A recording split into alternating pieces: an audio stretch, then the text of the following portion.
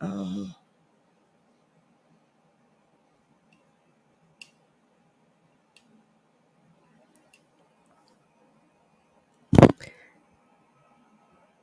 Listen on air and online at wordradio.com. Word Radio, celebrating 20 years of progressive Black talk media. We're bringing joy and power to the people. This is Word Radio, 900 AM and 96.1 FM, WURD, Philadelphia. Celebrating 20 years of progressive Black talk media. Streaming online at wordradio.com and the Word Radio app. The views and opinions expressed by the guests, listeners, and hosts of any program on Word Radio do not necessarily reflect those of the ownership, management, or advertisers of this station.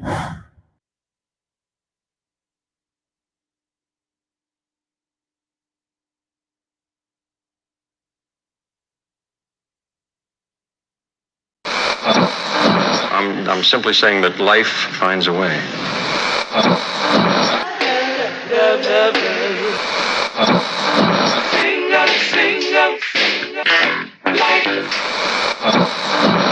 All right, people, write something on the board. Let's spell it.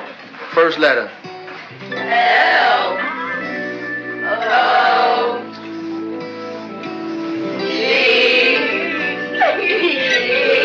What's that? What? It's time. It's time to have real, honest, open, difficult, and inspiring conversations. It's time for Love and Life on WURD, Progressive Black Talk Media.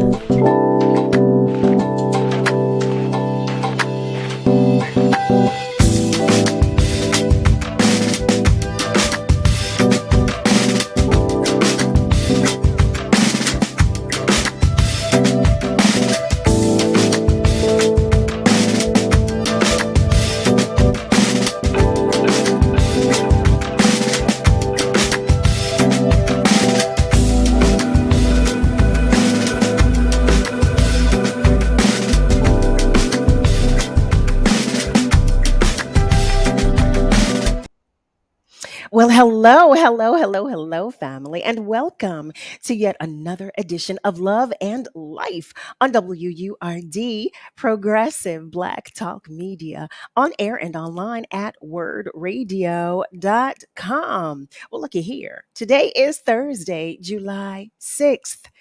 Oh my goodness, I just don't believe it. Heavens to Murgatroyd. For those of you who are unaware, I am your host, Carol Riddick, and I am joined tonight by Nick, who is filling in for the incomparable Miss Kayla J. But don't sleep on Nick, okay? Because he has skills too. But thank you. Thank you for joining us and happy Thursday to you. You know, I miss you all when I'm away from the show. I really, really do. And yesterday, as some of you may know, I was unable to be here. I had some traveling woes, but hey, we will take it, right? Because I'm alive and well. But on that note, talking about some traveling woes, I want to extend my gratitude, my utmost gratitude to Detroit, Michigan for all the love you always show me when I'm in town, and to the Aretha Franklin Amphitheater, formerly Shane Park, which is always a home away from home for me. It truly is. It just truly is. It's just always wonderful every time I get to visit. And I would be completely negligent and remiss if I did not extend my gratitude to the one and only Mr. Will Downing and his camp. The Will Downing family is always wonderful to me. So thank you to them for all the love they show me as well. So family, you know what I like to do as we get into things, or before we really get into things. You know, I like to check in. It's called a roll call. That's what it's called. And you can either comment on our socials to let me know how you're doing and how things are going, or you can call me You can always do that by dialing 215-634-8065, or you can call me toll free at 1-866-361-0900. To our family members who are listening, simply listening and not watching, I just want you to know that we always feel the love that you share too. And it is always greatly appreciated. I hope you know that. I hope you do. I hope you do. And certainly, last but not least, to all of our family members whose light is shining just a little dimly today, just know that I am sending you all the love and hugs that you can handle. Do you hear me? I'm sending you extra, extra, extra, okay? Because we all need that sometimes. Sometimes we do. And if today is your birthday, y'all know what's coming because I believe we should all be celebrated, okay? Spoiled, absolutely rotten. Yes, I do. Yes, I do. But if today is your birthday, then happy birthday to you. I hope it's a great one. I really, really do. I'm sorry I can't be there to have some cake with you, but save me some, okay? Because I like cake. But happy birthday to you. So, some of our family members are checking in already. Timothy, hey, Tim. Tim Robinson is writing, hello, hello, hello, Carol. Well, hello to you too, good sir. Brother Nasir writes, good evening, Sister Carol. Kayla J, guest, peace and blessings. Robbie D, hello. Hello to you as well. He writes, hello, Carol. I love it when you all check in. I don't know if I tell you that enough. I promise you, I feel like I feel the love even through the comments that you write on our socials. I do. It means the world to me that you all share your time and your energy, your attention with us because you could be anywhere. You hear me? You could be anywhere. So it means everything that you choose to check in and visit and spend some time and hang out. Come on now. Come on. You know. Every minute is not promised. So, thank you once again. I'm curious to know, before I introduce you to our first guest this evening, I'm curious to know if you know what's going on in our headlines right now. Y'all know. I'd like to know what you're thinking and how you're feeling about things. You know that I do. You know that I do. And even though I'm not at home, I've been checking in and seeing what's going on. And one of the headlines that I read, well, I'm going to share it with you, and we'll see where we are on it. But it reads: Philadelphia mass shooting suspect told police he did it to clean up the neighborhood. Um, family, we've been talking so much about mental health. We've been talking so much about ourselves and just trying to just health and wellness overall, I should say. And it just really hit home when I read that, just that headline. But the story reads: Kim Brady Carrier. Cardiker, I'm sorry, Kim Brady Cardiker, the man accused of fatally shooting 5 people in Philadelphia on Monday, told police in sum and substance that he carried out the attack to clean up the neighborhood. He said this to 2 law enforcement officers. I just, I cannot stress this enough. I know we are all dealing with so much. There's so much going on in life, so much, so much, so much. But if you or a loved one needs help, wants help, please seek it. Please seek it. I know sometimes we might not be in the space to recognize, that if we need help, well, if you have a loved one and you recognize that loved one needs some help, please help them. Please, please, please help them. It really, really, it just really touched me, that story. So I wanted to see what you knew or if you were aware of it and to find out your thoughts and how you were feeling about it. So the next story that I read reads: exonerated member of Central Park 5 wins the New York City Council primary.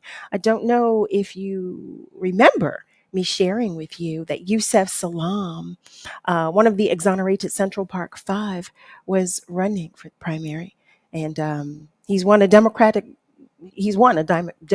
primary for a seat on the New York City Council.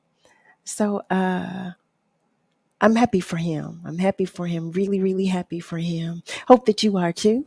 But I want to know what you think and how you're feeling. And how about this? Okay, so in entertainment news, you knew I was going to get there, Tim. You knew I was coming to it. You knew it, you knew it, you knew it. He wrote Kiki. Yes, it's all over the media, okay, about Kiki Palmer. And as some are saying, her baby daddy. The poor thing. They won't even say the man's name. It's just terrible. But in any event, the story goes Kiki Palmer's boyfriend slammed uh, for shaming her over her outfit that she wore at the Usher concert. The father of Kiki Palmer's son is getting dragged on social media for recent comments he made regarding her clothing. She was recently filmed grooving at an Usher concert in Las Vegas where the superstar singer serenaded her. Her boyfriend, fitness instructor Darius Jackson, was apparently not a big fan of the footage showing Palmer in a fitted black bodysuit with a sheer overlay, dancing with Usher as he sang to her. So I'm curious to know, what do you think? What do you think? How do you feel about that? Did you see the picture of Kiki?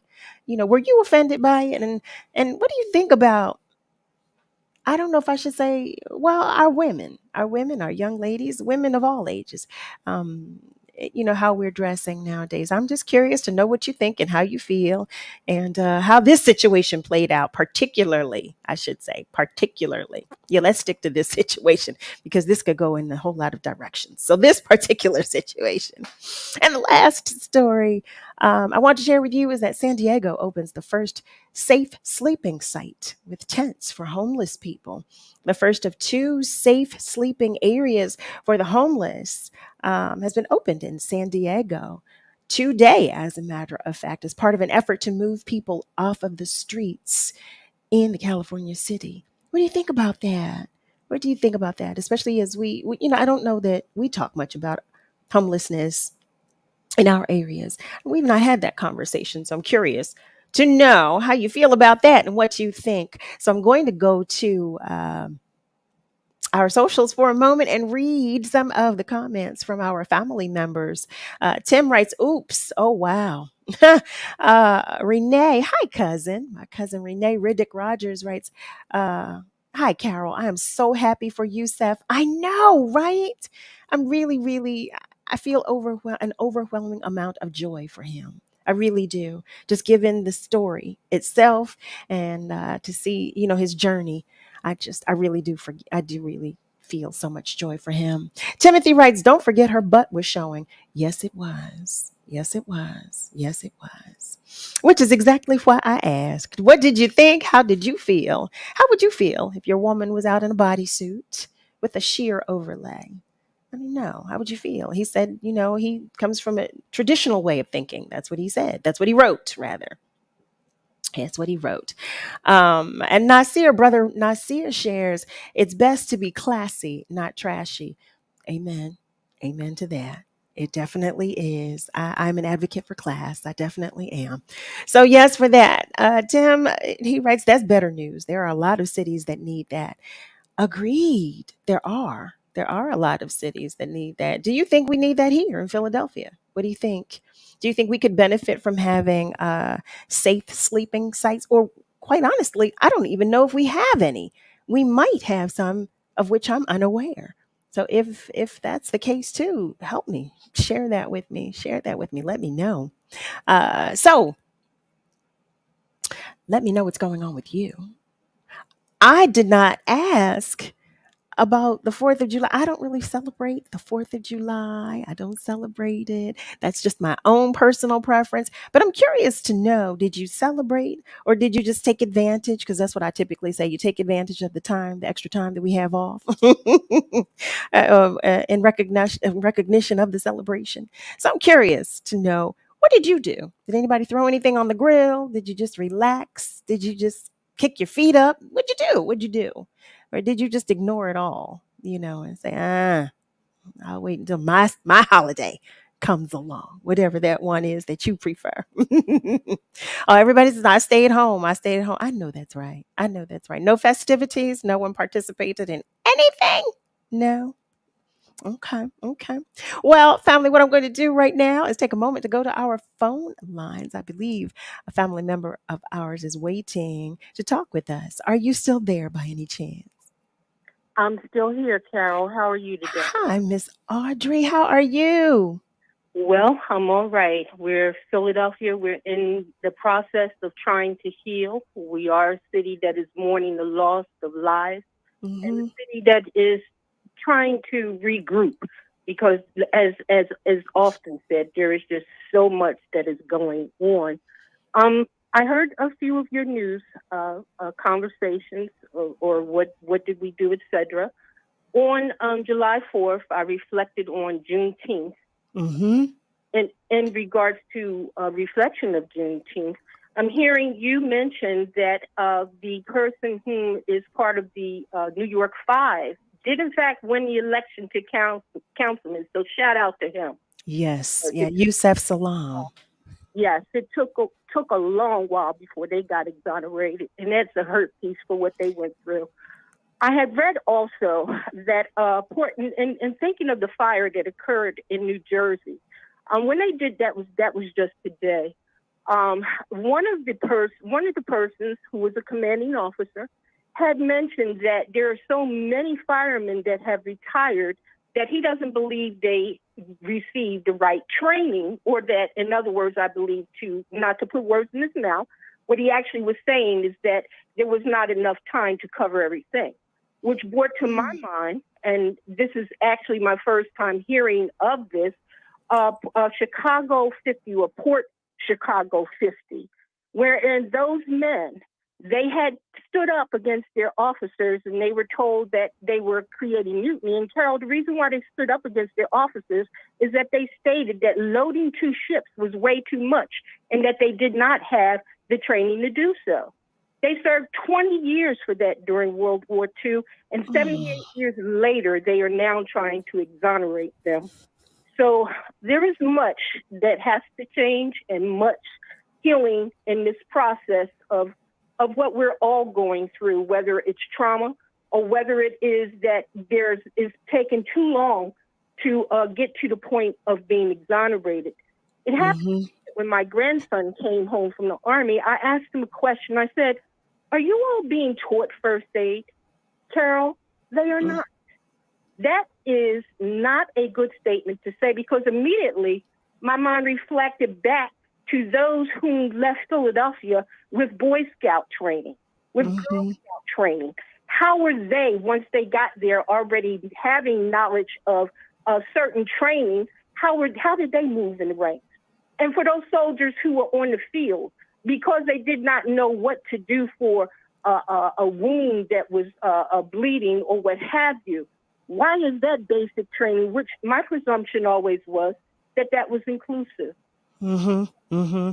There's much that we have to do, and as far as homeless people and having a safe place in the beginning in San Francisco, I saw those investigative reports and I saw how they went out, and they had a certain protocol that they were following. In other words, their approach was with sensitivity.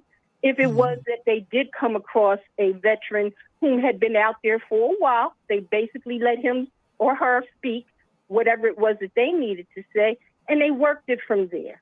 So Mm. approach is everything. It is good news to know that our mayor is going after two manufacturers for the fact being that these ghost guns, that has to stop. Oh, To stop. So that's a good step forward in that direction. And thank you for taking my call. Miss Audrey, always, always, always. I can't thank you enough for always contributing to the conversation, because everything that you contribute is always so thought provoking for me. And you always share something, you always share gems with me, for which I am eternally grateful. Um, I asked specifically about July 14th because I too am still, I'm still stuck, still stuck on Juneteenth. I am. And you know what? I grapple with it, because I know we're celebrating with Juneteenth. I know we celebrate. I know what we're celebrating. I'll put it that way. But it wasn't a full celebration, because we weren't all free, as we all know. We weren't all free. So I'm grateful. I am grateful for those that were free. But there's always a filter. There's always an underlying mission or something else included in what's supposed to be a celebration. Which was why today I posted the pictures from the Juneteenth celebration in which I participated. And I had no idea. I did that to just today. Jeff Bradshaw and we participated in a Juneteenth celebration, and I was so stuck on it. I will not. I just haven't let it go, and it was so strong in my spirit. I posted it today, just today. So Carol, shout out for all those who have stood up and said, "You need to train me further because you're just not doing this right." And I'm there, and a shout out to them because they had the integrity to say, "Oh no, there's more to this, and we need to learn." Exactly. Agreed. Yes, I want to see them exonerated too. I sure do. I do as well. Thank you, Miss Audrey, so much. Thank you. Family, if you have just joined us, you're tuned in to Love and Life on WURD, Progressive Black Talk Media, on air and online at WURD Radio. Listen, I see the comments that are coming in, and don't you think that I have forgotten you, because I have not done so. I am going to recognize you in just a moment. And if you too want to call, you can do so by dialing 215-634-8065, or you can call us toll free at 1-866-361-0900. But whatever you do, stay with us, okay? Because when we come back, I'm going to introduce you to our exceptional first guest, okay? So stay with us because we will be right back. The Philadelphia Police Department is seeking individuals like you who are passionate about making a difference in their community. From today through July 16th, they are recruiting new officers ready to bring their unique perspectives and talents to the police department family. As an officer, you'll receive exceptional benefits. Imagine, starting day one, you and your family have fully paid medical, dental, and vision. And that's not all. You can earn a salary of up to $85,000 after just 3 years. They are committed to your future and want to invest in your success. Within 10 years, you have a fully vested pension. Help them build a force that represents and protects our vibrant city. Be the difference. Apply at joinphillypd.com today through July 16th. This is the story of a very special woman. In a matter of seconds, she turned herself into a great mathematician or an entrepreneur. Her knowledge was limitless and still is. She could also make monsters disappear, especially those that lurked in the shadows under the bed. Once, this woman put back together a teenage girl's broken heart, which had been shattered in 1,000 pieces, just by giving her a bear hug. She masqueraded as a regular person at work, but as a superhero at home. Everyone knows her as Gabriella. I still call her Mom. Your hero needs you now, and AARP is here to help. Find the care guides you need to help, complete with tips and resources at aarp.org/caregiving. A public service announcement brought to you by AARP and the Ad Council. What are you waiting for? If you've been enjoying the information and interviews WURD provides every day, or come out to our community events, it might be time to become a member. This year marks the 20th anniversary of WURD, and there's no better time to join the forward movement. Sign up or renew your sustaining membership at just $90, or your digital membership for just $5 a month. Join online at wordradio.com/membership, or pick up the phone and give us a call at 215-425-7875. Press 4 for assistance. The time to join is now. What am I waiting for? You're listening to Love and Life with Carol Riddick on WURD, Progressive Black Talk Media.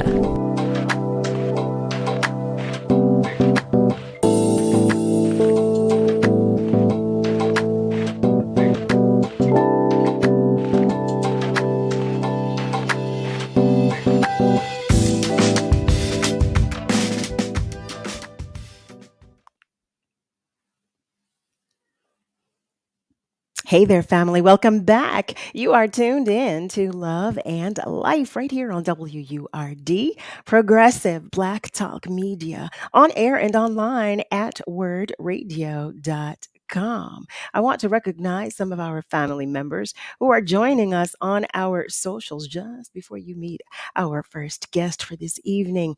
Sonia, hi there, Miss Sonia. Sonia Evans shares that she relaxed. I know that's right. I know that's right. Mariah Brewer shares that she relaxed, she ate, and she rejoiced for the extra time off. See that? I knew it. I knew it. Just Rick shares that he's happy to hear me and see me. Thank you. Thank you, Rick. I received that. Thank you so much. I received all of that love. And my cousin, she shared that she was on the beach cooking out with family and friends. She watched fireworks after a Flow Rider. Shut up. You went to a Flow Rider concert. But she said she truly enjoyed being with family and friends. That's my cousin Renee. Renee, I'm going to call you. I want to know what you were doing at a Flow Rider concert. Miss Shayna. Hi, Miss Shayna. She's sending us some love as well. And Miss Lily, always. Hi, Miss Lily. Miss Lily writes, good evening, Carol, Nick, guest, and word family. Always so nice to have you as well. Nilsa. Hi, Nilsa Cruz Goodwater. We went to high school together, y'all. She says, I can't wait to see you soon. Well, I will see you soon. And Nico. Hi there, Nico. Joining us as well. Good evening, sisters Kayla J and Word family. The 4th is just a paid day off for me. It's Thursday. Looking forward to some Dr. Z wisdom. Peace and love, tribe. Well, that's right. All the love that you need is right here from your tribe, right here on Love and Life. And on that note, what we're going to do right now, family, I was telling you that I want you to meet an exceptional and extraordinary human being. Our first guest is a psychotherapist who specializes in individual, relationship, marriage, premarital, pre engagement, and family counseling. Her clinical history includes assisting clients experiencing anxiety, depression, race based trauma, LGBTQIA plus concerns, self image concerns, family conflict, and isolation. Family, I invite you to meet TUERA Holland. Hello, beautiful. Hi. Welcome, welcome, welcome. Welcome to the Love and Life home. Thank you. I'm so excited to be here. I'm so excited to have you here. We've been talking so much lately about health and wellness. And I'm just happy to have you here to offer a different perspective on some of the topics that have come up in, past conversations. But what I want to do, and family, you all know, you hear me, I'm always on 1000. But I want to jump right in because the hour goes by so quickly. The hour goes by so fast. So I want to jump right in if you don't mind, Tuera. I'm Okay. ready. So would you first share just briefly with our family members from where you come, a little about yourself? Okay. I'm a Philadelphia native. I lived there my entire life up until last year. We just recently moved to the DMV. I'm a wife, a mom, and a psychotherapist, obviously. And this is one of my favorite topics. So I'm just really, really excited to have the opportunity to be here talking about it with you. So, family, as you know, I always have questions, but I know you do too. So, I want to make sure you get your questions in. I'm going to ask a question that I've been longing to talk about. But if you have a question, feel free to share it in our socials, or you can call. You can do that by dialing 215-634-8065, or you can call us toll free at 1-866-361-0900. So the first question I have is about love languages. Mm.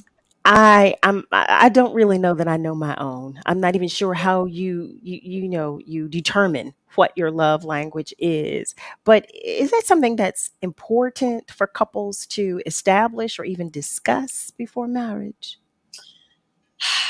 So people are going to be disappointed. Okay. Uh-oh. I feel like we have built a religion around love languages. I hear so much. And here's the thing, they can be great, okay? But Mhm. really what we're talking about is communicating our needs to our partner, right? Our needs and our preferences and what support looks like for us, okay? The thing about love languages is I actually think that they are better used by you towards yourself.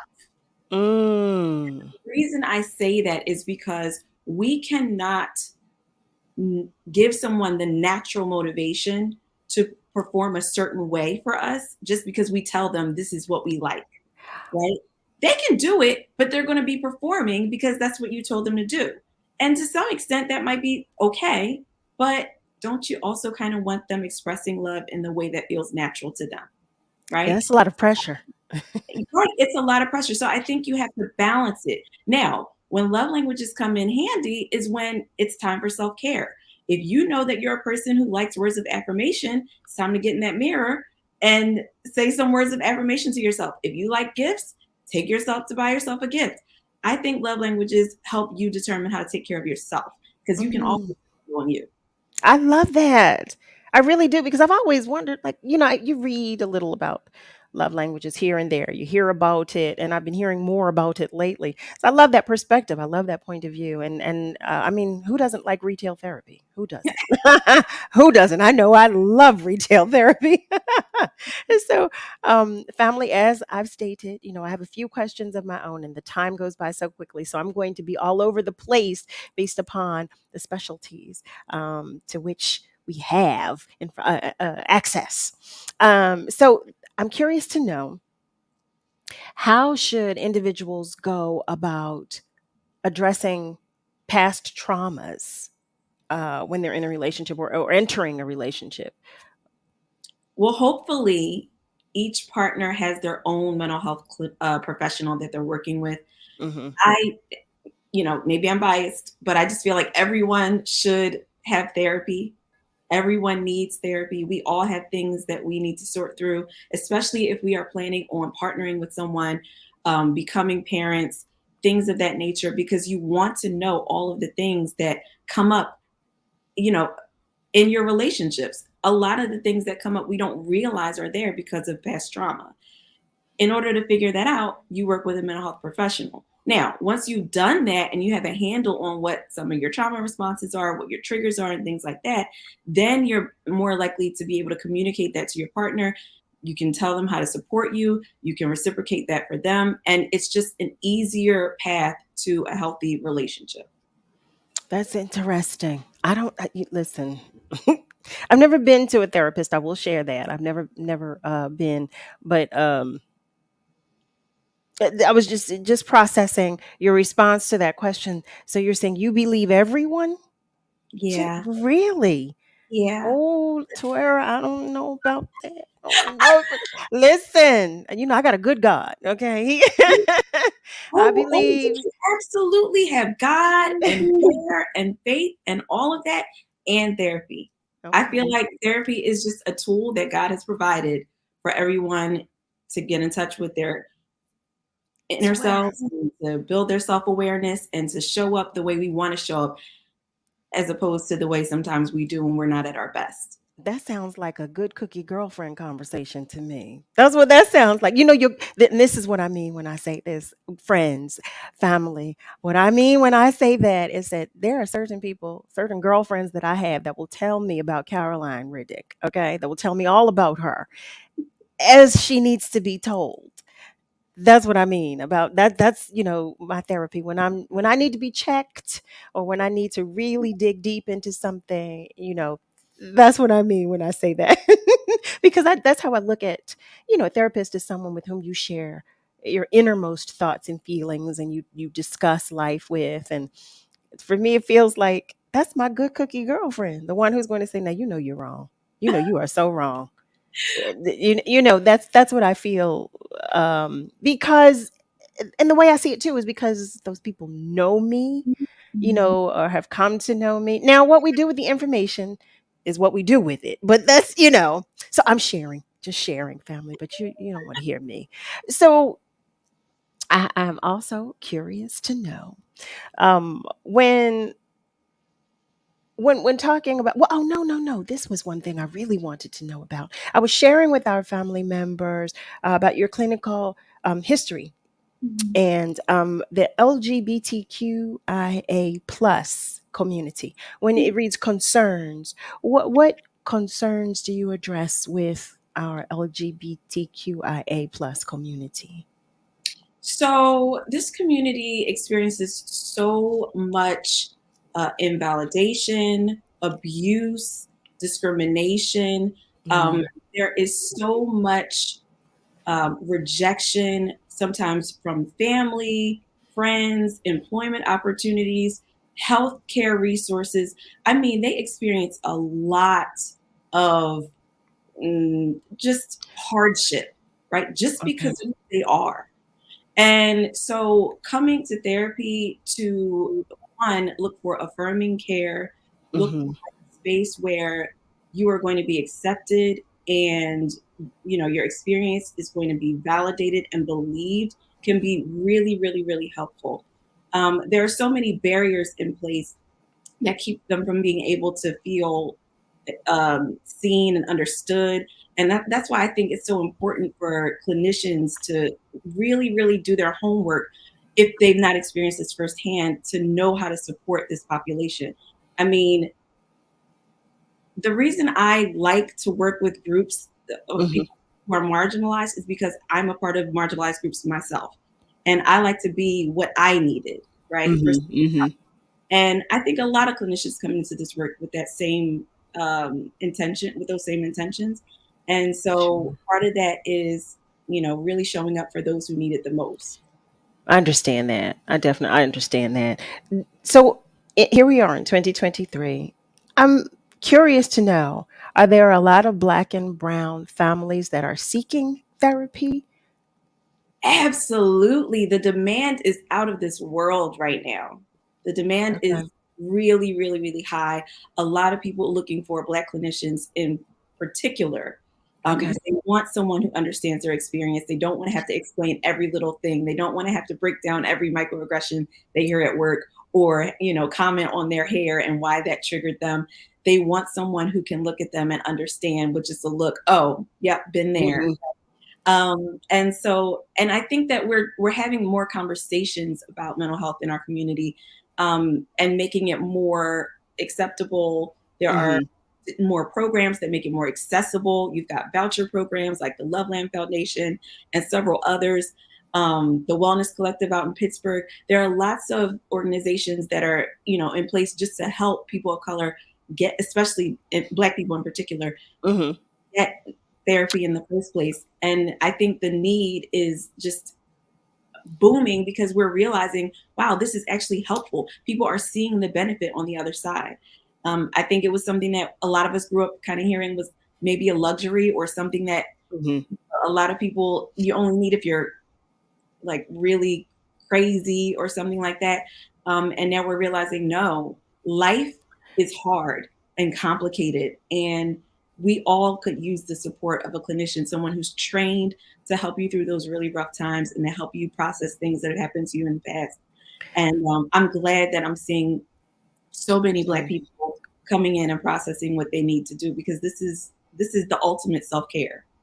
Are couples seeking therapy as well, or is it typically individual therapy?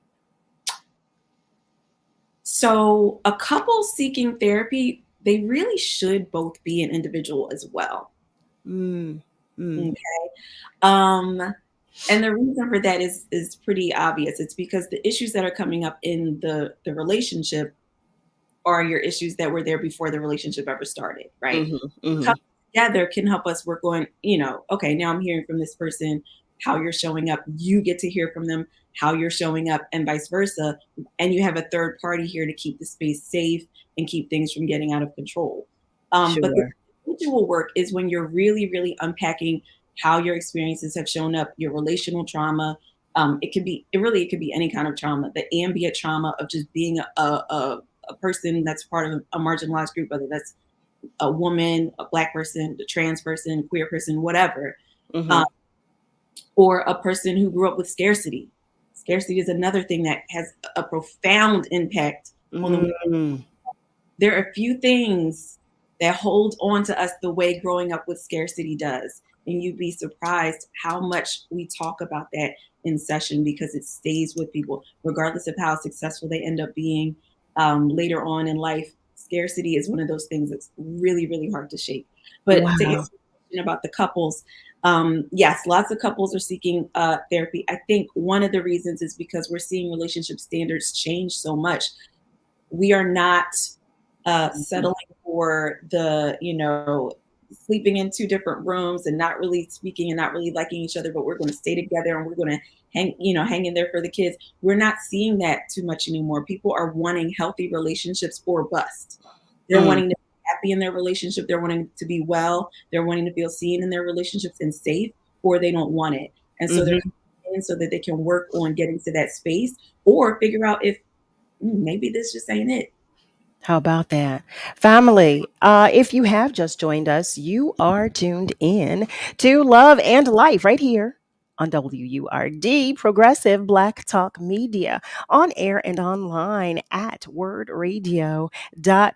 We're going to take just a short break. When we come back, though, we're going to talk some more, and we're going to go to our socials first and then to our phone lines. So feel free to call while we're taking a break so we can talk to you when we return. You can do that by dialing 215-634-8065, or you can call us toll free at 1-866-361-0900. Stay with us, though, family, because we are coming right back.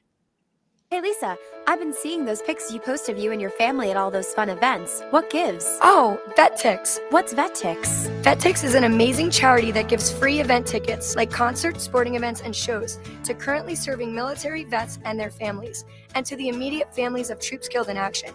We have extra tickets sometimes. Can I donate them? Yes, just go to vettix.org. You can give your extra tickets, and other vets like me can sign up to get them. What a great way to give back. And listen, thank you for your service.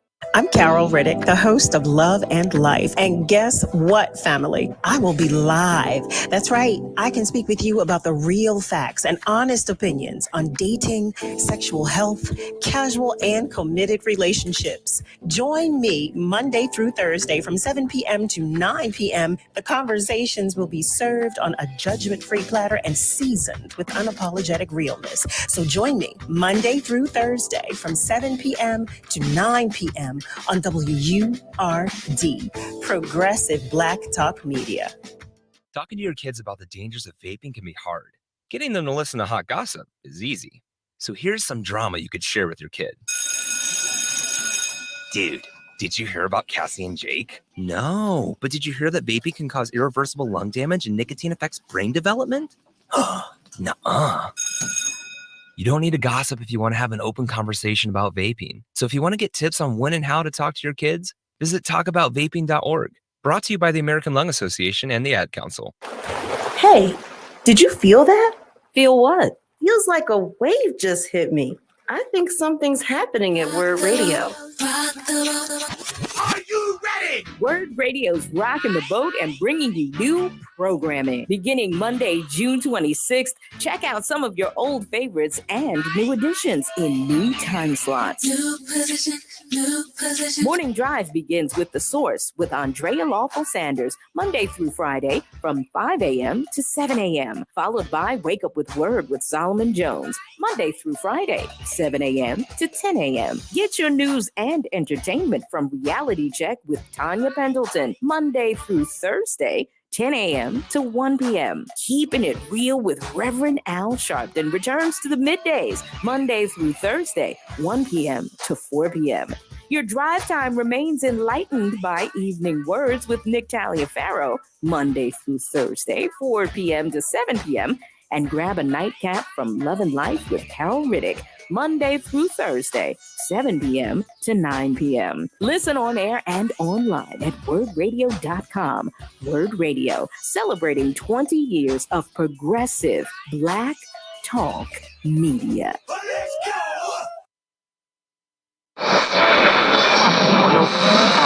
What is love?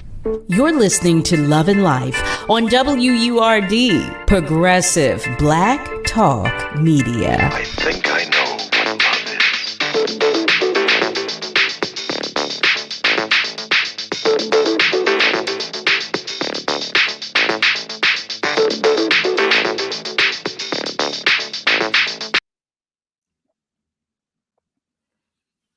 there, family. Welcome back. You are tuned in to Love and Life on WURD, Progressive Black Talk Media, on air and online at wordradio.com. We are talking with TUERA Holland. And as you know, this hour goes by so quickly. So I'm trying to get so many things in. So bear with me, okay? Be patient with me, please. But I'm curious to know because there was so much that we did not cover.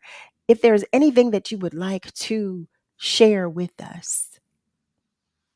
Absolutely. So, in line with your segment, I just want to note that love and communication are best friends. They are absolute Mm. best friends. Okay. So, when you are partnering with someone, it's really going to be important that you're partnering with someone who knows how to communicate with you, who's comfortable having uncomfortable conversations. I always say uncomfortable conversations are the glue that keep relationships together. You want Sure. someone who is able to sit with your feelings, right? Who is not going to be dismissive or defensive when you are expressing concerns. You want someone who also knows how to express concerns in a way that's not accusatory or shaming. These are the things that help us maintain a connection in our relationships. Usually, by the time a couple gets into, you know, my office, my virtual Mhm, office, mhm, mhm. the connection is so frayed because communication has been ineffective. And so I do a lot of work helping couples communicate with one another in an effective way, in a healthy way, in a way that restores the connection.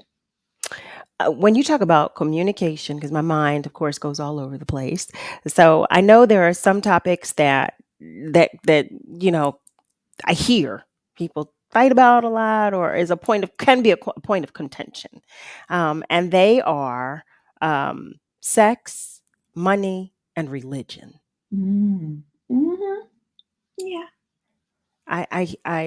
Those are the things that I hear are can sometimes be a point of contention. Is it important to have discussions about those things, or I mean, how in depth should those discussions be about those three topics? Absolutely. Okay. So Okay. by I'm going to divide them up because they're all very different. Hmm. But we'll start with finances because that comes up all the time, right? And one thing to remember when we're talking about finances is that we're not talking about the actual dollars. Okay, we're not talking about Hmm. coins and we're talking about what the money represents, right? Sure. So for some people, money represents safety. For some people, it represents access. To some people, it represents security and preparedness, right? So if you have an anxious partner who has dealt with a lot of instability and unpredictability in their childhood, they may Hmm. favor and they may be really rigid about that. That's because for them, the money, it allows them to feel secure. It allows them to feel like they can predict something. They have more control. So if that person is expressing, concern about it and they're partnered with this kind of spender personality, right? That person may not understand why they are so, I guess, rigid about that. You have to Hmm. figure out what it is that money represents to your partner. Okay. And even the person who is the spender, money is representing something to them too, right? It may be representing status to them, right? And Hmm. status, we make it seem like it's kind of this superficial, shallow thing, but status also provides a level of safety and security in this society, right? So it's not always about showing off. Sometimes what we want is to feel safe. Hmm. Okay, religion, another one that's really, really important to discuss because religion helps to form for people who are very, very dedicated to their religion. It informs the way that they view pretty much the entire world, right? What is moral versus immoral? What is acceptable? What's not? What's appropriate? What is not? And what gendered expectations are going to exist in the marital dynamic, right? So there are so many things that you want to make sure that you and your partner are aligned on before, Hmm. jumping the broom or even before getting engaged. Um, the third thing that you mentioned was, sex. Oh my God, this comes up all the time. It comes up all the time because our sexual needs are not static. They change Hmm. throughout our Hmm. lives. And for some reason, we tend to think that our sexual needs and our desires are always going to match our partners. And that couldn't be Mm. that's so unrealistic. It's just not. No, it doesn't work that way, right? So sometimes there are going to be times that you're feeling a disconnect in the bedroom. You have to remember that intimacy is more than sex.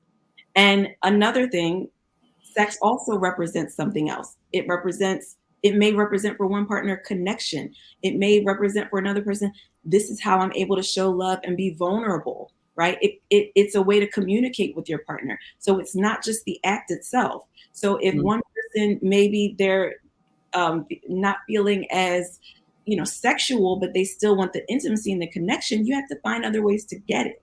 Your relationship cannot depend on you both being in the mood for sex all the time at the same time, because it's That not makes going sense. you Yeah, can't. that won't happen. I want to take a moment to go to our phone lines, but I want to remind our callers to please, please be mindful of your time because we are short on time with our guests. So, are you still there, a family member that has been waiting, I know, to talk with us?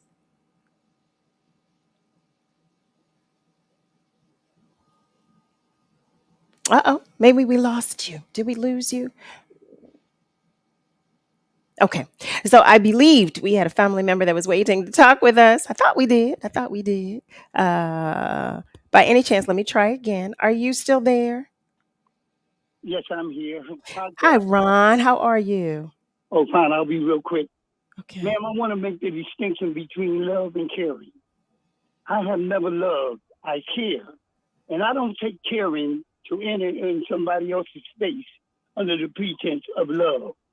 Caring means that you care for that person, whatever, meaning whatever. If they're in a relationship, you don't violate that. Because caring is something that is the gift of life. And I have plenty of people say they love me, all this old stuff like that. I look at that as just being something to, like opium, to mesmerize you. But caring, it goes down through the years. And that's where I'm at. And it's so important. Anytime that someone cares for you, this has been my experience. And that person has been, not amount of time, they're not feeling well. That spirit of divineness wants to enter. And you feel so helpless just to uplift, because if you care for them, you want God to grant them whatever it is that they need to make them feel better. So that's my thing. And I'm bear witness. All my life, I've been a caring person. I am extremely intuitive. I can speak on all type of topics because I understand the nature of women. I understand that nature very well. And everything is not for everybody. And if people would realize to have discussion, well, why am I feeling this way? And why do I pick up these vibes? That's in tune. And it's not, you can't judge nobody anyhow. And when you do that, because you can't make nobody really love you, I use that word there. But that's true. Good spirit enters into them. It's unforgettable. So I hope that everybody's doing well. And remember this. That's what life is about. It's about caring. And I hope that you will do that with your partner. Or if it's not your partner, care for someone. Yes. Like one little candle. If you like the one little candle in that person's life, and everybody lit that candle, what a brighter world it would be. It would be. Agreed. So agreed. Oh, I agree with you wholeheartedly on that. If we light that candle, what a wonderful world it would be. Ron, thank you for always sharing your positivity. I believe we have another family member waiting to talk with us. I believe we have another family member waiting to talk with us. I believe we have another family member. Oh, I'm hearing an echo. Uh-oh. I'm hearing an echo. Okay. I'm not sure if you all are hearing me repeat because I didn't recognize my own voice. I'm hearing an echo. And I thought it was someone talking to me, but yet I was hearing me repeat to me. I'm hearing an echo. Can you hear me? Okay. So what we're going to do right now, family, because I'm not, are you all hearing me well? Are you hearing me well? I can hear you. I can hear you. Okay.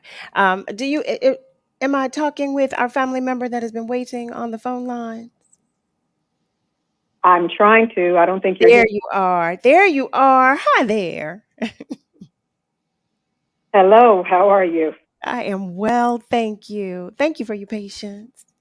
That's no problem. Thank you, Miss Carol. I do appreciate this conversation and your guest. So I want to make a couple of quick points. Number one, girlfriends are a blessing. They do serve as a form of therapy in that they can confront you head on and say, look, sister, this is not cool, and this is why it's not cool. However, I have found that coming up, and I grew up in West Philly, a lot of trauma in my family, even to the extent of one parent committing suicide and killing my mother. As a teenager, having to live through that, nobody was talking about therapy in those days. Therapy was always for the others who had money because they had a lot of money and they had mental issues. Nobody in our community was talking about helping our kids getting through the gang wars. I lived in those times when our children were killing each other. And so I think that therapy is extremely important, not just for the things that I'm saying, but for the racism and all of the things that we've had to live with here in the United States. Also, as I was in my profession, I was a pharmaceutical specialist. And as I am taking training in anti-anxiety and anti-depression, I'm looking at anxiety, I'm looking at depression, and I'm looking at that time called bipolar disorder, manic depression called bipolar disorder. I'm looking at all these things thinking, there's my grandmother, there's my father, there's myself, there's my sister. I'm seeing all of these dysfunctional, I don't know if dysfunctional is the right word, but all of these mental health issues that were in my family context with no help. I didn't get help until I was in my 30s. And I continue to have therapy now. I've gone back to it, recognizing much of what your guests have said. And so I think that we need to see therapy in a different light. It can be very positive. And the last thing I want to say is it is important to connect to a therapist that understands our issues at a cultural level. And so my therapist, I live in North Carolina, he lives in Florida, but we connect on Zoom. And we're able to talk and to get through some of these issues because going back to relationships, I have selected partners that reflect the ill behaviors of my father. So you see this whole mental picture or puzzle that's pulling together. And thank God that I am looking at my choices and I am looking at what alignment really means and what it is that God has for me as a woman in this country, in this place where I am. Thank you. You know, I'm sorry, TUERA, I'm sending love and hugs to you. And I just want to thank you. Thank you for your comment and thank you for sharing that. And I want to be clear too, because I in no way do I take the subject of therapy light. And I want to be clear about that too. And you are absolutely right with the scenarios that you shared, with the experiences that you've had. I agree with you wholeheartedly that I too would have sought therapy. I too would most definitely have sought therapy. And you're right, because there's some instances in life that, listen, a good cookie girlfriend is just not good enough. So I want to be clear to let you know that I too do have that understanding. And I do have the appreciation of therapists, of all the medical health professionals. I want to be very, very, very clear when I say that, because I don't take anything that any of you do lightly. And I'm in full agreement with you, TUERA, that we all need some help. We do all need some help every now and again. We do. So I agree with that. So I want to be clear and I want to be sure that that's understood too, that I don't take it lightly. What we need to do though, because I'm looking at the clock, is take a short break. But I want to thank you for visiting with us, TUERA. Thank you. I hope that you will come back. I pray that you will, because we've so enjoyed you. Yay. Family, stay with us, okay? Because we are coming right back. WURD Radio, Philadelphia's rock for the African American community, social, political, economics, and beyond. My name is Dr. J. Stephen Blake of Blake Gastroenterology Associates. Catch me on second Sundays at 2 p.m. Colon cancer conversations and irritable bowel syndrome. Congratulations, WURD, on 20 years as our rock for the community. The job search can be a difficult and frustrating process. WURD's Livelihood Initiative was designed to help you find the right opportunity for your next professional move. Check out these recent openings posted on the Livelihood job board at wordworks.com. Brown ShopRite and Fresh Grocer are hiring cashiers at multiple locations, and Herb Foods are hiring truck drivers, various warehouse shift laborers, and a sales representative. For more information on these jobs and many others, go to wordworks.com and learn more about the Livelihood Initiative, brought to you by WURD Radio, progressive Black talk media. Did you know Henry Ossawa Tanner, the first internationally known African-American painter, lived and studied right here in Philadelphia?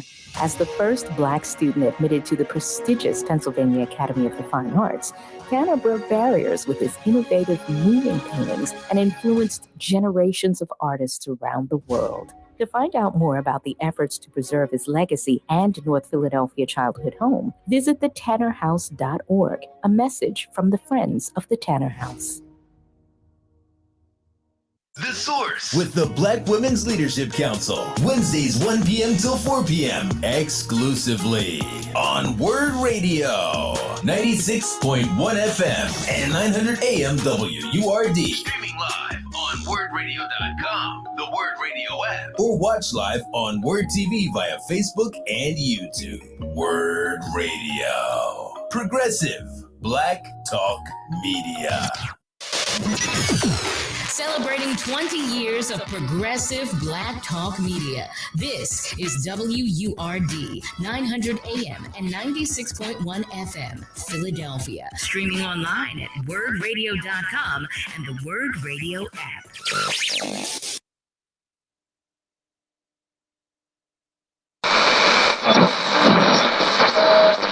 Let me tell you something, and don't you ever forget it. Success is nothing without someone you love to share it with. You're listening to Love and Life with Carol Riddick on WURD, Progressive Black Talk Media.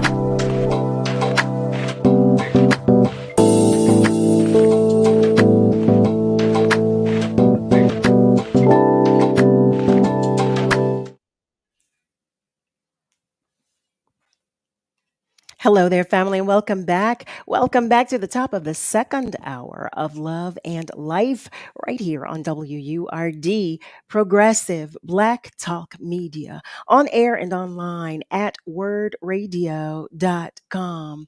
We are talking, family, we've been talking, well, as you know, we tend to talk about health and wellness a lot here in this space. And that's because it's important to me. And I hope that it's important to you. I want to make sure that we are all, and I say we because I mean we, are all doing all that we can to take care of ourselves. And I hope that in this space, it may jumpstart if you're not doing so already. I'm hoping that in this space, you get jump started to do so.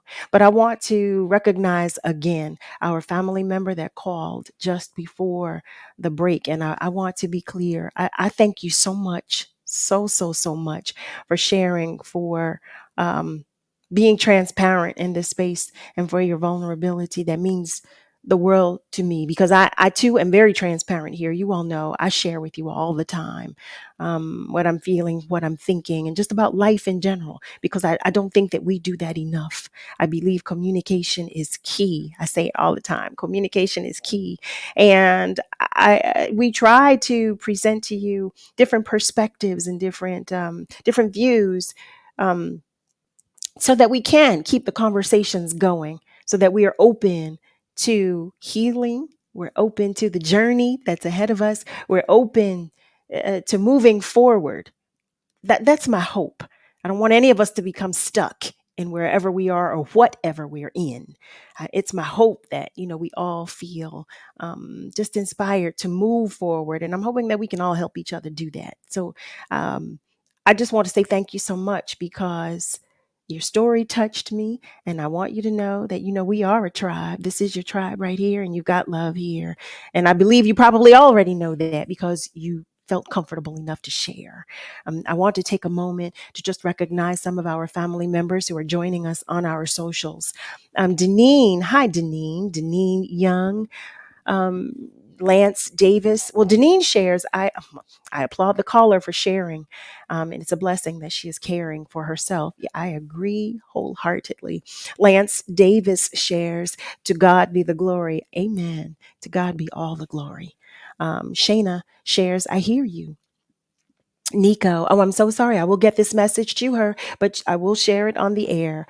Nico writes, "Welcome to the DMV, sis. Loving your brilliant insights. What are some practical ways to help our young people maneuver through the daily trauma they're exposed to in this increasingly broken world?" Oh, I'm going to take that question to TUERA, and we're going to see if we can't talk about some things. What I'm going to do right now, before I introduce you to our next guest, is go to our phone lines. I believe we have a family member waiting to talk with us. Hello, are you still there? I am still here. I'm still here. Oh, it's my beloved. Wait, Allison. Allison, hi. How you doing, honey? No, wait. Let me tell you, family. Let me tell you something. I was so in my feelings a moment ago. Allison, you texted me. I didn't even read it. She read it. I want to call in, and I went to text the number. I didn't even look, and then I see. I Well, because I was calling you from the bat phone. I was the broadcast on my actual phone, but then I have this other phone that the phone I wasn't giving them back because it had too much stuff on it. I wasn't ready to take it off. So I said, just give me a free line. Giving those away, aren't you? So that's the bat phone. I use it mostly to look up past information, get, or, if I need to store something or my GPS, So Yes. I put Allison in the text so you would know because I knew you wouldn't recognize the number. Alice, family. This is my beloved Allison Williams. Just call my name. What? Hi. Thank you I for. just wanted you to know that I do listen, even when I'm not being asked to be interviewed or to sit. I come and I find you, and I listen. I'm always, open and wanting to hear what you're bringing to us and what you're serving on that platter of non-judgmentalness and seasoning up all of that reality. Oh, you don't understand. You speak my language, girl. Can I please tell you, I was so upset that I was unable to come see you in Trenton last week. Allison Williams, for those of you who are unaware and were uninformed, from what I understand, she burned the stage, okay, put a hole in it. Okay. That was what I was told. That was what I was told. My beloved put a hole in the stage. So I just I just want you to know that I too am watching you. Okay.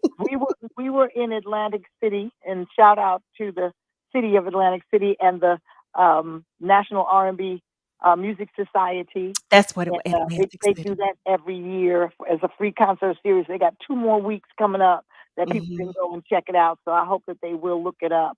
And it's fun, and it's a lot of our people were there, girl. It was me, Melissa Morgan, Gene Carn, First Choice, GQ. It was really, really nice. Helen Bruner and Terry Jones, they were there too. Yeah, it was They were you there. all. I mean, I missed everything. I just, first of all, thank you for just everything. Just just being you. For calling And thank in and you. and for listening. That And you means the came world. down and saw me when I was in South. Let me tell you a funny story, really, really quick. I really called because I wanted to get a chance to converse with your guest. I know I've mentioned to you before that I do this thing with my Phyllis Hyman tribute show, and it speaks directly into mental health, mental wellness, mental illness. And so I wanted to connect with her. So you're going to have to do that outside of the show. I absolutely will. I had some questions for her. 3 months ago, 5 months ago, whenever it was when I was at South, that was in February, maybe March, right? Hmm. You came to see me at South. I sure did. I was with Bill Jolly at rehearsal, and he is an accomplished musician, as we all know. And I saw those 2 Emmys sitting on his console. I said, after rehearsal, Bill, I want to take a picture with your Emmy. And he was so sweet. He said, of course. Took the pictures, right? So I said, I don't know when, But it's sometime in the next few months, I'm going to put a post up on my Facebook, and I'm going to give you credit for letting me use your Emmy. But I'm going to work, and the world is going to be asking, "What are you doing today, Allison?" And my answer is going to say, me answering back, working on my EGOT. And I have this picture of the Emmy. 3 months later, Skip Martin, who's the lead singer of the jazz band, calls me and tells me a project that I worked on with him, Night for St. Jude, has been nominated for an Emmy. 3 weeks after that, he called and told me we won.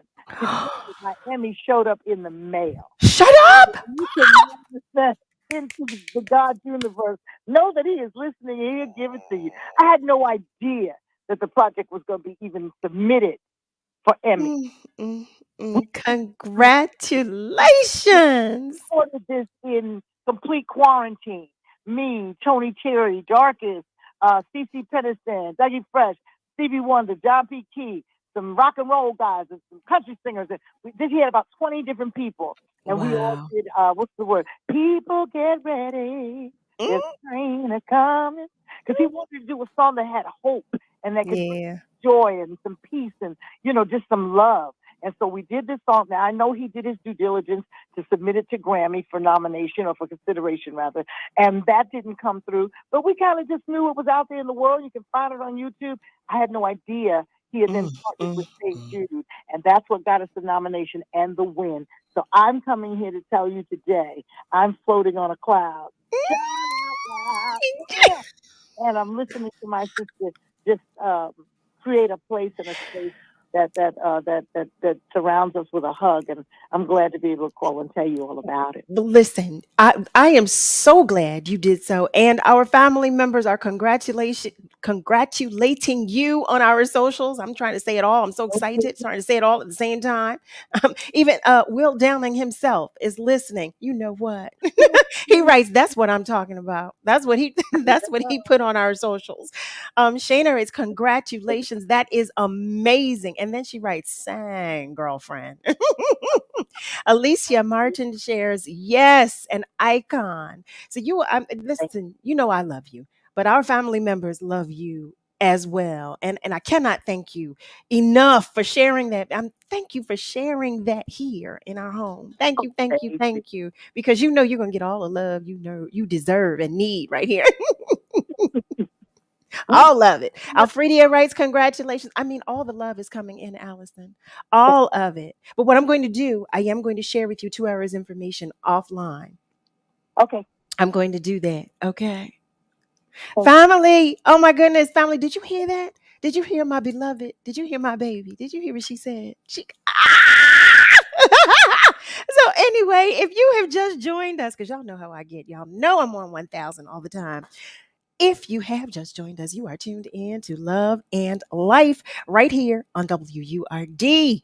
I'm going to say it just because I like to do so. WURD, Progressive Black Talk Media, on air and online at wordradio.com. That's WURDradio.com. Listen, I have another amazing guest that I want to introduce you all to. Okay, I just y'all know. Y'all know. Our next guest, she is the founder and chief transformation officer of New Nurse Academy. She's an expert in helping nurses integrate emotional intelligence, leadership, and human design. She's been featured in Oprah Daily Magazine and on multiple podcasts and social media platforms, as well as national publications such as Ebony and Scrubs magazines. Family, I invite you to meet none other than Tiffany Gibson. Hello, beautiful. Hello. It's nice to meet you. The pleasure is mine. It's always a pleasure and a privilege to introduce our family members to extraordinary human beings. And I just love that you listen, I believe we're all extraordinary. We're all on our path to sharing our greatness. So whenever we get the opportunity to share greatness here, I love doing so. And I do want to let our family members know Dr. Z could not be with us this evening because this is our time with Dr. Z, Thursdays with Dr. Z. But Dr. Z sent Tiffany in her stead. Okay, so let me say that. Let me say that because our family members are going to say, "Where's Dr. Z?" Because we love Dr. Z too. But our family members are going to show you the same love. I know. Oh, I know. thank you. Dr. Z is family. She is my baby's godmother. And so whenever she calls, I answer, and I'm ecstatic and I'm honored to be here representing her and to have this conversation with you. We're so happy that you could do so. Family, Tiffany is here to talk with us about anger management and how we can navigate our outbursts. Well, I say our because, I'm s- we all have them at times, So Tiffany's Mhm. here to help us manage and navigate our anger. What I want to do though, before we move any further, I just want to recognize some of our family members who are reaching out and are saying hello because I love when you join the conversation. Mrs. Joanne, hi, Miss Joanne. Miss Joanne Dorman writes, "Good evening, Carol, Kayla J, Word family, and guest and listeners." She writes, "I'm very grateful for love and life with you all being the gifts you are." God bless you, Miss Joanne. I tell you, family, listen, they know I'm a big teardrop. I'm not even a person. I'm just one big teardrop. So I love love. Miss Lily writes, "Congratulations to Allison. She is seeing all of this love. I want you to know she is seeing, and I'm going to make sure she's aware of all this love. So keep them coming. Keep the congratulations coming because that's no small feat. That is no small feat. When I'm just so happy for her. Just so happy for her. So thank you for congratulating her. Thank you for continuing to congratulate her. And Tiffany, if you don't mind, I believe we have a family member that is on the line that was holding for a while. Okay. If you are still there, would you like to join the conversation? Sure. Hi, how are you? I'm finding yourself. I will not complain. Mhm. Thank you for joining us. My pleasure. What would you like to share with us this evening? First of all, it's just great to see you. Listen to all the great conversations that we're having here. It's very necessary. Um, I'm a dialysis patient, transplant patient, and I just want to put a big shout out to the nurses that took care of me while I was down. I don't think the nurses get enough gratitude for the things that they do, and I just want to put that out there first of all. Hmm. Thank you for that. You're absolutely right. Thank you for that. Mhm. Carol, it's just great to see you again. Nice to hear your voice. Thank you. Thank you. I truly do appreciate that. I do. Well, this is Tim from Trenton, New Jersey, I can from Trenton, New Jersey. your stage manager from Juneteenth. Oh, Tim. I thought he said Ken. I was like, who is Tim? Hi, Tim. This is Tim. Yes, Tim. Hey, Tim. Tim is a family member that joins the show regularly. Since he became aware of it, he joins, he comments, and it's all love. Tim is family. Yes. So, oh my goodness, thank you for calling in, Tim. My pleasure. My pleasure. It's just it's great to actually talk with you in this space, and thank you for sharing that because that was a great point that you made. Um, a lot of times, the medical staff they don't really, those who do have what we call that great bedside manner, or those who really are caring, they're not really recognized. We hear a lot of stories about those who don't demonstrate a caring side as much. So thank you for that because I too, there are some nurses that helped me when I was caring for both of my parents. So thank you for that because you're absolutely right. You are absolutely right. Some physical therapists, nurses as well, who were very, very, very helpful to me as well as to my parents when I was caring for them. So Tim, thank you. Thank you for that. My pleasure. So family, once again, if you have just joined us, you are tuned in to Love and Life right here on WURD, Progressive Black Talk Media. What's wrong? What's happening with me? Okay. Right here on air and online at wordradio.com. We are talking with Tiffany Gibson. We are beginning the conversation about anger management. That's what we're talking about. Um, so I'm curious to know Mhm. when we talk about anger management. Well, when we talk about anger, just simply talking about anger. Um, is it always from where does it derive? How about that? Right. We have that because I know is it pent frustration? Is it? Right. Anger within itself is a natural human emotion, a feeling that everyone has, Mhm. and actually can derive from multiple different feelings. What I've noticed just in my work as a coach and a consultant is that a lot of people don't have the vocabulary to specify how they feel or even take the time to process, and so it's lumped in as anger. Mhm. Anger can come from betrayal, from grief, from being disrespected. Anger can be because you are frustrated, you are depressed, you're annoyed, you're skeptical, you're dismissive, and all of that are derivatives of anger. So it's a natural human emotion, and we all feel it. We've all had periods where we've had anger, and anger can even be healthy at times, but it's Mhm. uncontrolled anger is where we have problems, and that's where things kind of go left.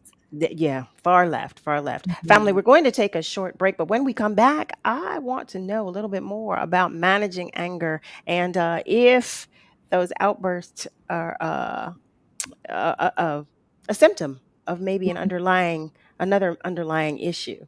Family, stay with us though, because we're still talking. Conversation is continuing, but we will be right back.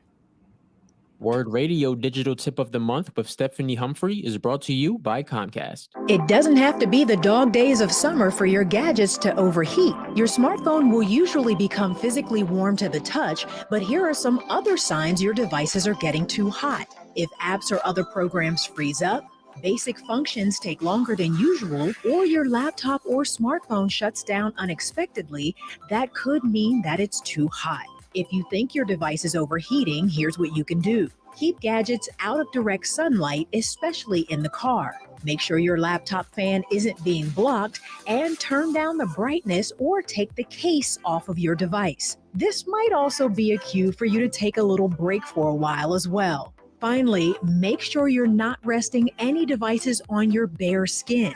You could actually get burned if your smartphone or laptop gets overheated. Keep your cool and stay safe this summer with your tech. And stay tuned to WURD for more tips and stay connected with us at wordradio.com. The Dr. Emeka Show. Sundays at 4 p.m. right here on WURD 96.1 FM and 900 AM. Streaming live at wordradio.com and on the Word Radio app. Why is Word important to the community? Thank you for asking. Let me count the ways. And it's one of the most important radio stations in the country. Word has always been a platform for Black people in Philadelphia. We're one of the only Black-owned talk radio stations in the country. We're one of 4 in the nation.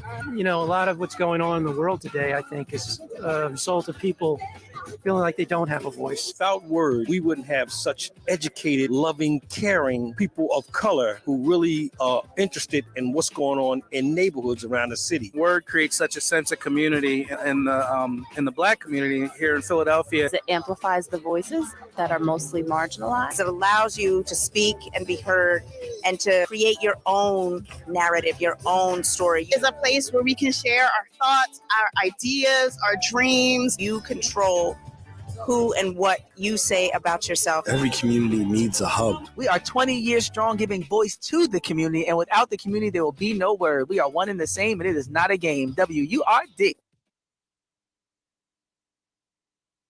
You're listening to Love and Life with Carol Riddick on WURD, Progressive Black Talk Media.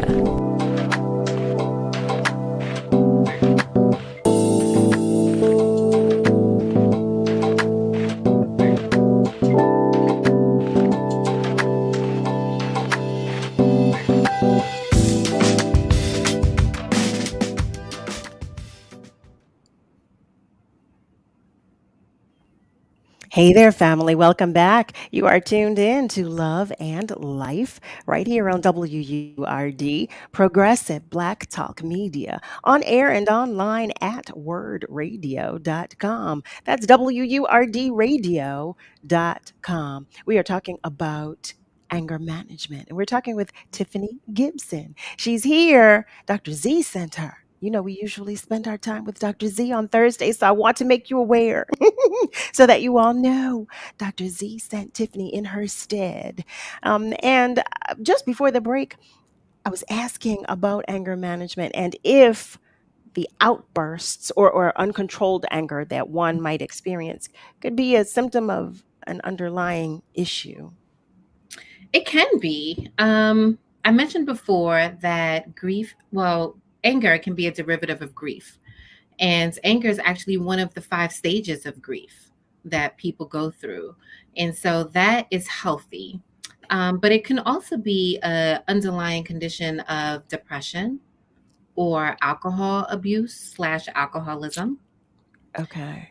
It can also be a part of bipolar disorder, where if you're in the manic phase, you're highly irritable. Mm-hmm. If you're in the depressed phase, you're also frustrated and maybe highly irritable as well.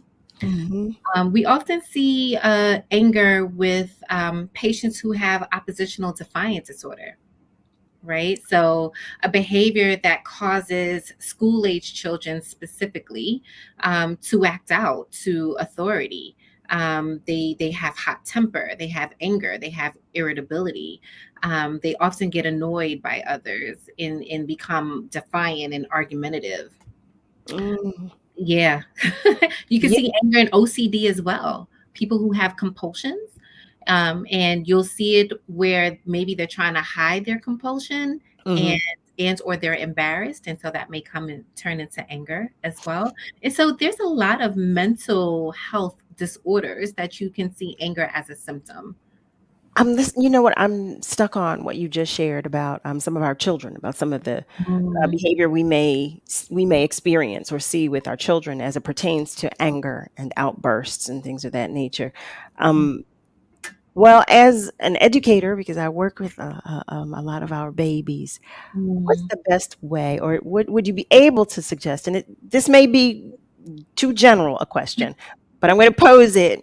What would be the best way to navigate outbursts of anger from a child?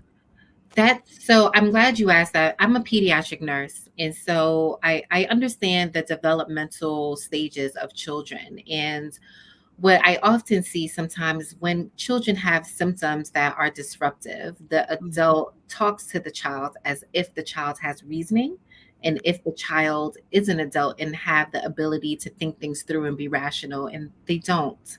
They don't have that ability. Their brain physically is not developed to have the judgment that adults do. And so the first thing that you can do in the moment is just make sure that the child is safe because they don't have ration, because they don't have judgment. A lot of times when they are having these behavioral outbursts, they're doing it in a way where they may be in harm of hurting themselves or others just because of how they're managing or mismanaging their body. So that's first. Okay. Secondly, is to help them with their language. Again, this is hard for adults too, but to help them find the language to articulate what it is that they're feeling. Kids, babies, they communicate through sounds through their body. Mm-hmm. Mm-hmm. Right? Mm-hmm. Because they don't have the words to say, "This is how I feel. I'm tired." What that looks like is irritability. And so I don't want to walk. I don't want to listen. I don't want to brush my teeth. I can't sit still. I physically cannot sit still. And so this is how I behave. And so helping them just find the words to express how they feel. And then in the moment, try to come to a compromise because depending on what it is that they're asking for, we may not be able to give it to them in that moment. Sure. But what can we do in the moment to feel safe and to make sure that they feel safe? That's really important too. The children need to know that the adult that's with them is someone who's trustworthy, someone who they feel safe with, someone who they know is going to be empathetic and who's going to hear them. That's really important for kids. Kids get stressed out as much as adults do, but we expect kids to behave in certain manners that sometimes adults don't even do ourselves. Yeah, that's so true. That's so true. That is so true.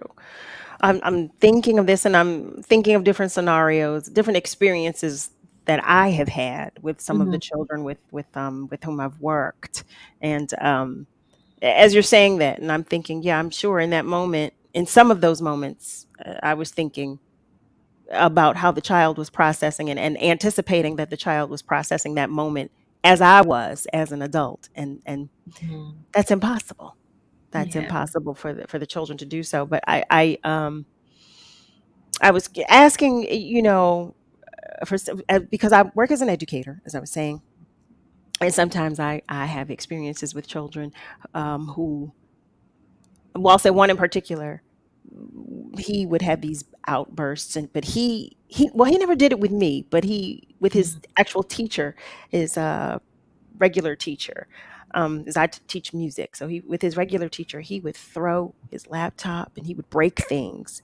He never did that in my classroom, but in my classroom, I would always say to my babies, here is where we release all of that, we let go, and I would always say that. Um, so in my classroom, he was upset with me, but I later determined why. I did determine why, but I was not sure about the outbursts because all of the kids said, "Well, he does that all the time. He always because he did in his other classrooms. He did. He would have he was very very angry. He was always very angry. But in my classroom, like, and when you were just saying that they communicate differently and in different ways, we Mhm. began the first time he ever actually talked to me was when we started bucket drumming. So that was his. I was saying, "Get it out, get it out, get it out, get it out," and Yeah. when he did, then he would start talking to me. Yeah. Kids hold on to a lot of things, and they internalize their emotions and their feelings. But also, when kids are hungry, when they are tired, they also internalize that. And so it manifests sometimes in their behavioral outbursts. Kids also pick up on body language and tone really well, Mm, really makes well. sense. Yeah, And that. so and they pick up on energy.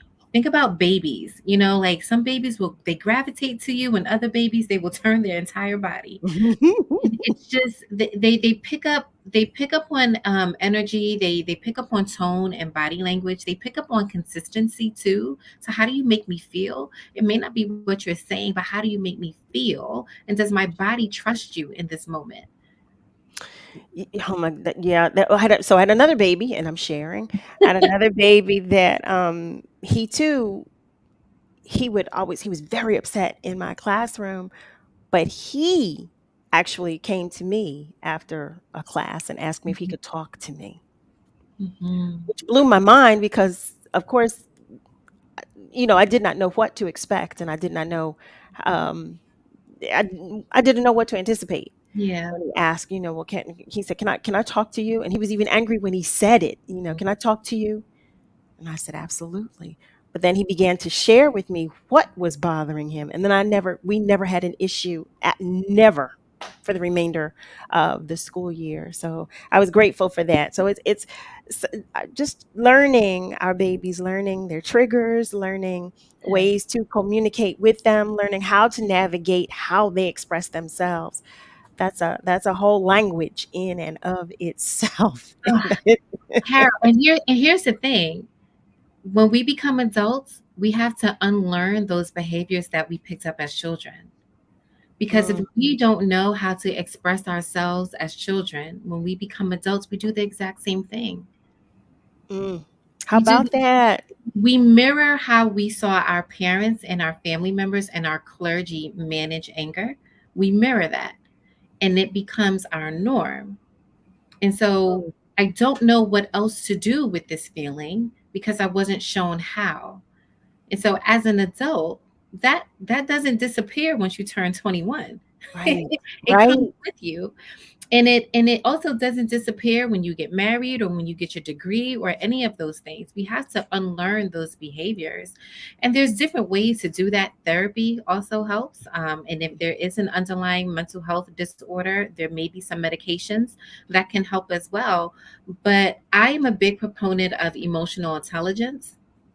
And the thing about emotional intelligence, the foundation of emotional intelligence is self-awareness. Mm. Do you know what you're thinking, what you're feeling, and why? Excuse me. A lot of times Mm. we have these emotions, but we don't know where it's coming from. And so it's hard for us to manage the emotions because we don't know what the source is.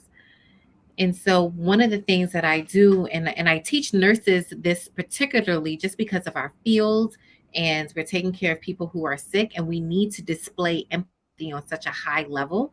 Mhm. We need to be compassionate at all times. We just had that caller who wanted to honor the nurses because of how they made them feel. And so Mhm. with emotional intelligence is, am I able to manage this patient? Am I at my highest vibration right now? Why am I feeling this way? What is the source? Do I need a break? Am I tired? Am I Mhm. irritable? Mhm. Do I need Mhm. a timeout? And that's the source of a lot of this. So, am I angry? Is this irritability an extension of my depression? Is this irritability an extension of my grief? Is this irritability an extension of disappointment that I had with my partner? And to really Mm. get to the bottom of it. I'm so glad that you touched on what well, not all of what you do, but some of what you do. But, as it pertains to New Nurse Academy, particularly, because I would love for our family members to know more about New Mhm. Nurse Academy, how you started, why, and what exactly it is, and how it's Yeah. helpful to all of us. And I'm so glad you were talking about emotional intelligence. That right there, that is it's so important. um you know I talk about, as adults, I say it all the time, I believe we just don't communicate enough. And I don't believe we communicate effectively enough Mhm. as adults, so that it prohibits us from adulting properly in most cases. But Mhm.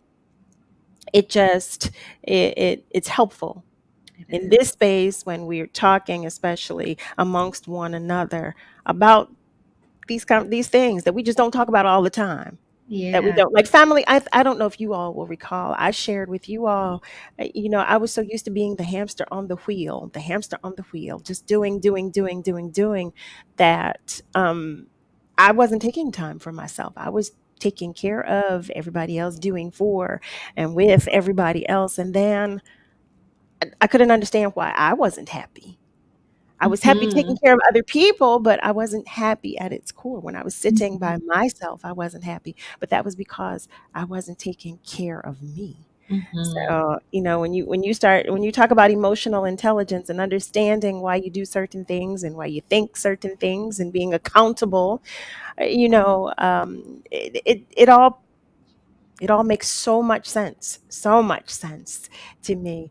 Oh my goodness. So, family, for those of you who have just joined us, you already know, but I'm going to tell you anyway. You are tuned in to Love and Life right here on WURD, Progressive Black Talk Media, on air and online at wordradio.com. Listen, I know you have questions. I know you do. I know you do. And you can share them in our comment section, but you can also call us. You can do that by dialing 215-634-8065, or you can call us toll free at 1-866-361-0900. We are talking about anger. We're talking about anger as adults. We're talking about anger as children. Mhm. We're just talking about anger, managing our anger. We're talking about outbursts and all of that. You know what we do here on Love and Life. We talk about everything. So join the conversation, because you're welcome to do so. You already know that you are. I do want to share a message from Dr. Z. Dr. Z, she shared a message on our socials. She writes, "Hello, Carol and Tiffany and the Word family." She writes, "I'm in basketball mom mood, but I miss you all. I miss you all, but I'm very excited about this necessary conversation." Dr. Z, you know we love you and we miss you, but we are so grateful to have Tiffany as well because we love her too. And you are right, it is a necessary conversation. So thank you so much for sending her our way. Family, what we're going to do, we're going to take just a short break because it is that time. And when we come back, we're going to continue the conversation. Okay. And Brian Parr, we're going to see if we can't clear up why you're perplexed. Okay. Because he writes that he's perplexed. We're going to see if we can't clear that up. So stay with us, family, because we'll be right back. Need a minute? Take a breath and breathe in positivity. Here are words of joy and empowerment from WURD Radio. For Haiku by Beverly Lomax. Dive into water. Relax and come to the top. Swim life's obstacles. I let go of fear. I hold on to love and laugh. I be strong and sing. Clarity, my friend. Hold my hand and show me way. We grow together. Meditate, sing, dance. Wade in the waters of life. Come through strong and clear. I'm Beverly Lomax. This joy and empowerment vignette was brought to you by Comcast. When it comes to making plans, you are the best. What about those round trips, which are perfect on your way there and perfect on your way back? Or those meetings with friends, surprise parties, camps, birthdays. The same way you plan for the important moments, start planning to protect you and your loved ones from a natural disaster. Sign up for local weather and emergency alerts. Prepare an emergency kit and make a family communications plan. Get started at ready.gov/plan. Brought to you by FEMA and the Ad Council. Remember the last time your family visited the forest? It's a place of wonder and imagination for the whole family, where stories come to life, and it's closer than you think. Ready to plan your next visit? Make the forest part of your story today at a local park near you, or find one at discovertheforest.org. Brought to you by the United States Forest Service and the Ad Council. Hey, did you feel that? Feel what? Feels like a wave just hit me. I think something's happening at WURD Radio. Are you ready? WURD Radio's rocking the boat and bringing you new programming. Beginning Monday, June 26th, check out some of your old favorites and new additions in new time slots. New position. Morning Drive begins with The Source with Andrea Lawful Sanders, Monday through Friday from 5 a.m. to 7 a.m., followed by Wake Up with WURD with Solomon Jones, Monday through Friday, 7 a.m. to 10 a.m. Get your news and entertainment from Reality Check with Tanya Pendleton, Monday through Thursday, 10 a.m. to 1 p.m. Keeping it real with Reverend Al Sharpton returns to the middays, Monday through Thursday, 1 p.m. to 4 p.m.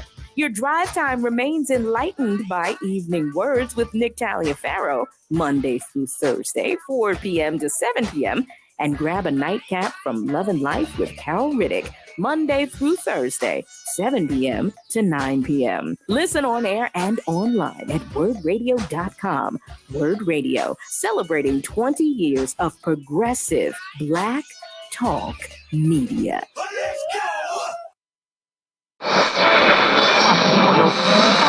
What is love? You're listening to Love and Life on WURD, Progressive Black Talk Media. I think I know what love is.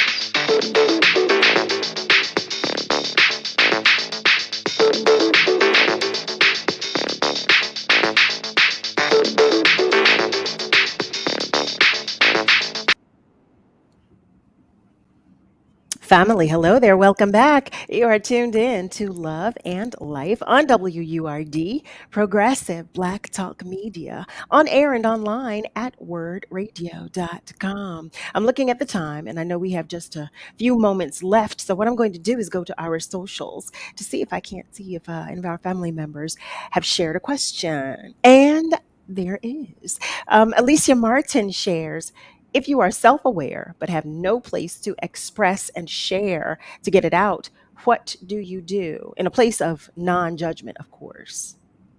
Absolutely. That's a great question. And I would ask, what does letting it out look to you? What does release look to you? For some people, they have to move. They have the energy is built up. They feel the tension. They need to let it out somehow. So instead of hitting someone, can you go to the gym and hit a punching bag? Can you walk? Can you release serotonin and endorphins to regulate your hormones in your nervous system? Because anger does activate your nervous system. And so, what do you do with that energy? Where does it go? How do you help it dissipate? For some people, crying, writing, dancing, taking a shower, having some brown liquor, a glass of wine, or a cup of tea. What does letting it out look like to you? And how do you fill your cup? And that may look different for different people.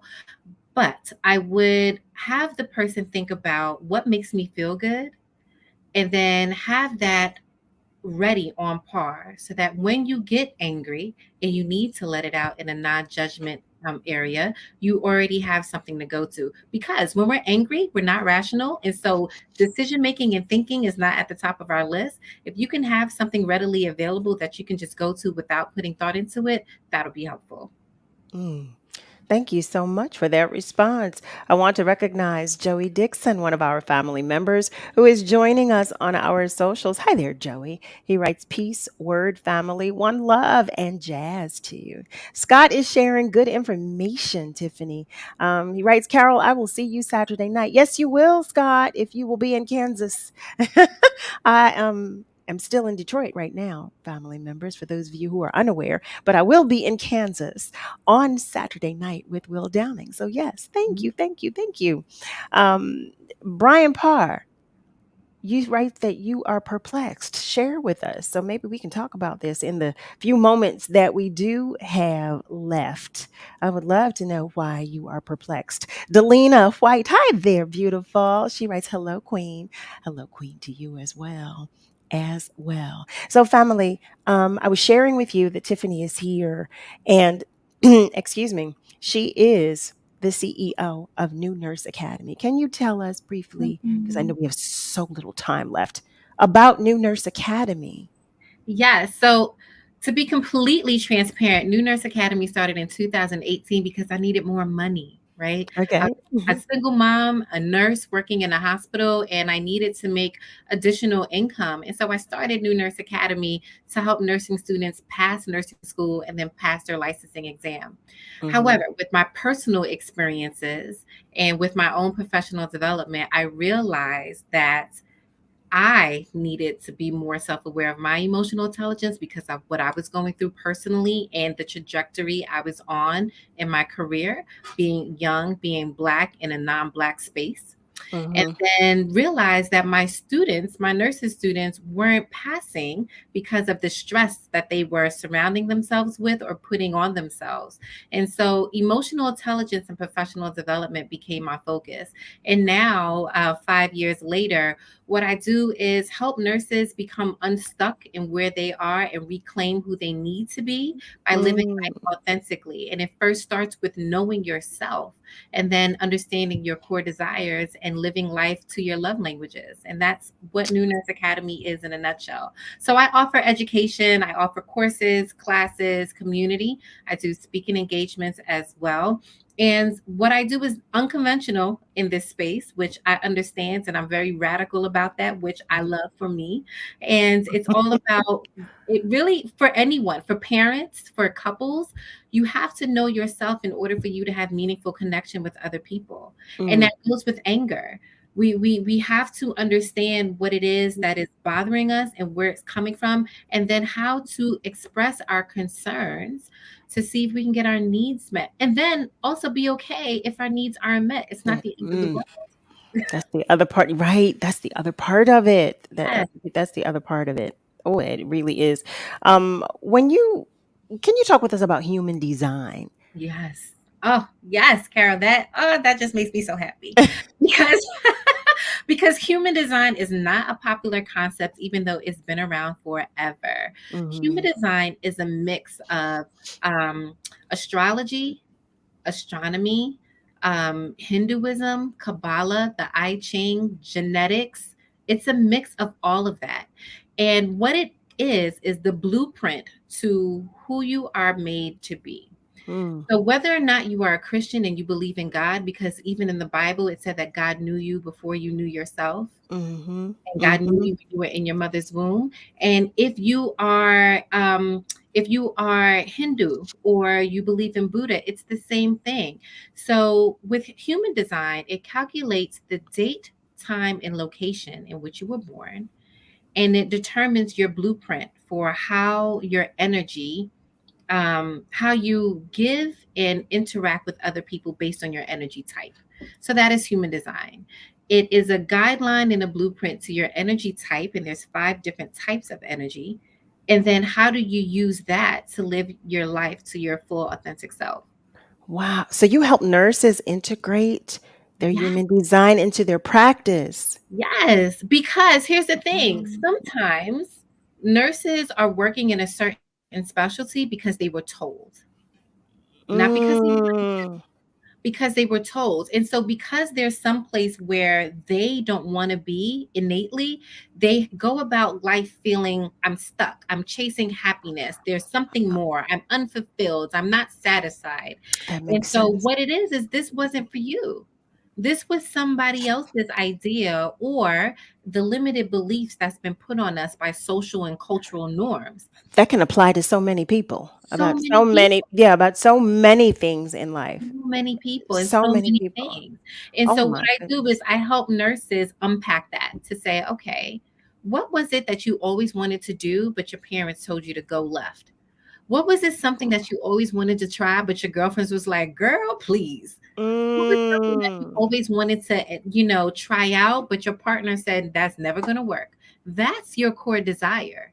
That's what you need to get back to. That's where your energy and your spirit was guiding you to, but you're out of alignment, sis, Oh because my you're over here goodness. living somebody else's dream.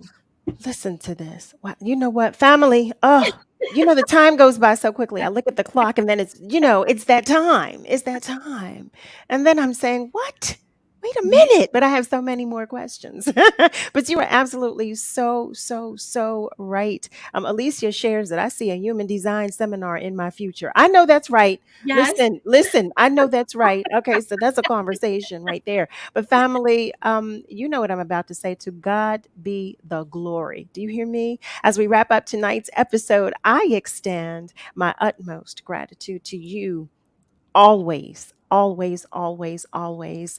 As you continue to support love and life, I appreciate your patience. I appreciate your attention. Just thank you. Thank you so much. Thank you to all of our callers and to those of you who contributed to the conversation on our socials. It was greatly appreciated. Thank you again to Detroit for taking care of me and the Will Downing family. Thank you to Will Downing himself. You will see us in Kansas on Saturday. We have a show there on Saturday. Special thanks to both of our guests, both TUERA Holland and to you, Tiffany Gibson, for sharing your time, your energy, your attention, your space, and your knowledge with us. We so appreciate you and we applaud everything that you're doing. Thank you, thank you, thank you. Additional special thanks to the entire WURD family, especially Nick, who's helping me out tonight, and Miss Kayla J, who's not with us in person, but with us in spirit, to Niall Jacks, to each of you for all that you do. Family, I'm going to say it. Please please understand that we're all in this together. So be good to you, but also be good to those around you. Okay. Okay. Have a great night and be sure to join me Monday through Thursday, 7 to 9 p.m. Eastern Time for another edition of Love and Life right here on WURD, Progressive Black Talk Media. Have a good night, y'all. What are you waiting for? If you've been enjoying the information and interviews WURD provides every day or come out to our community events, it might be time to become a member. This year marks the 20th anniversary of WURD.